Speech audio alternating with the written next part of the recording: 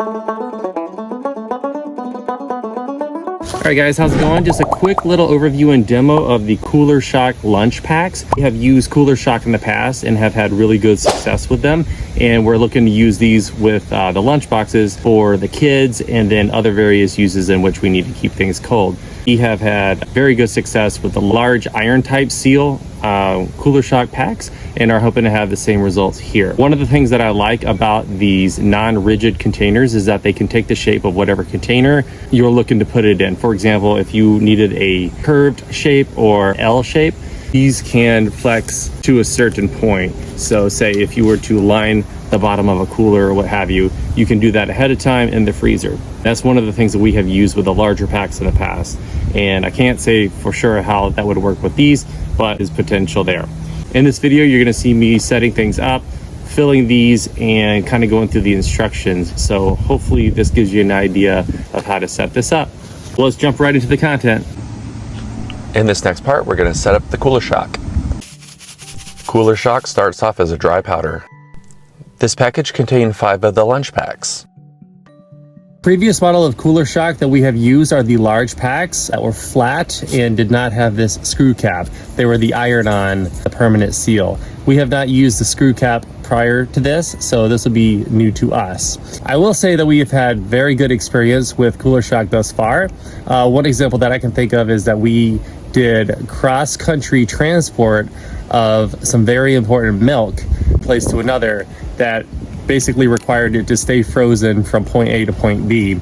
And that was probably a 36-hour turnaround from the point of delivery to the point of return. And upon delivery, that milk was still frozen. And the only thing that we had at the time was styrofoam, newspaper, and Cooler Shock. So I can attest that Cooler Shock has been very impressive and has a very good track record for us.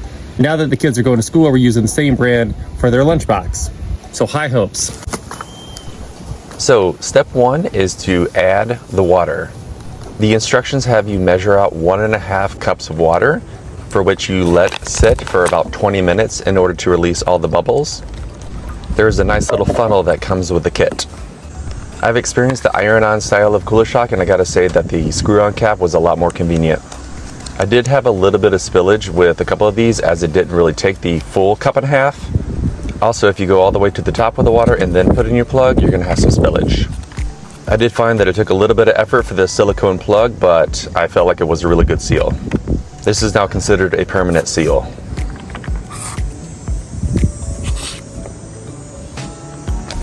Then you replace the cap.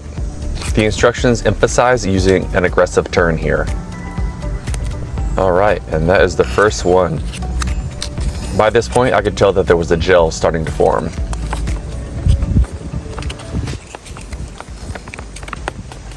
Now for this next one, I deliberately added the water a lot slower than the first one to see if allowing absorption time increased the amount of water it would take. But by doing that, what I found is it created a very large pack, and I wanted to have these packs as flat as possible. So if anything, it was just a little bit under the 1.5 cups. All right, and all 5 are ready to go.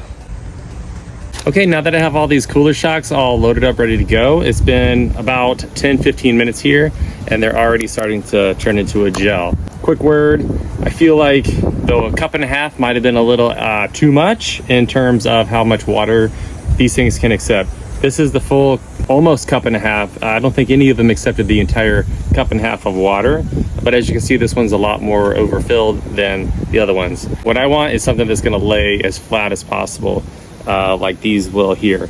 For the lunch pack, it says put it in the freezer for 8 hours. So it is 2:30 right now.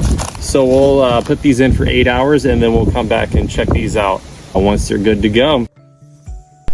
And here they are, 8 hours later. Initially, I was very happy to see that they did not change shape all that much. That they stayed flat as I hoped. It needs to be noted that these things are wicked cold, and it does kind of make your fingers hurt a little bit. So in order to test this out, I use a kid's lunchbox as well as my own lunchbox. And for this demonstration, I wanted to see how it did after about 9 hours. As a control, I have one here at room temperature. I don't have numbers, I just wanted to see how this did in real life. So I grabbed a couple of frozen popsicles, tossed those in, and wanted to see how it would do by the next day. My expectation was that it would not be frozen, but still be a little bit cold. Here's the control one. It is wet on the outside and not frozen at all, but it is still very cold. It's still a little bit slushy by this point. And both the big and small lunchboxes had melted popsicles that were still very cold.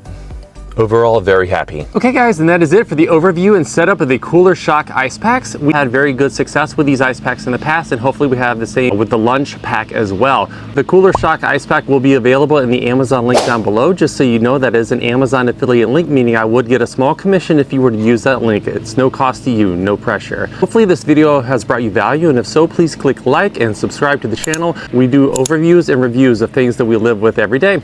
So hopefully this finds you well. Thanks for watching. Okay guys, I'm finishing up.